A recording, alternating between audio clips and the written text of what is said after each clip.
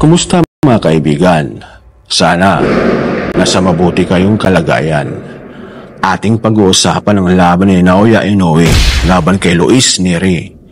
Bago ang lahat, huwag kalimutang mag-like, mag-subscribe at pindutin na rin ang notification bell para sa mga sumusunod kong video.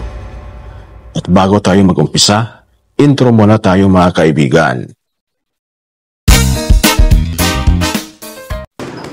Naoya Inoue bumagsak sa first round pero nakarisbak sa 6th round para patumbahin ang kalaban na si Luis Nery.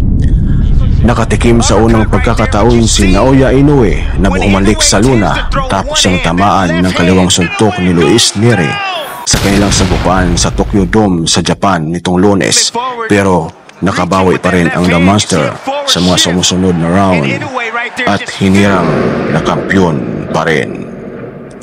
Hanggang dito na lang mga kaibigan. Maraming salamat.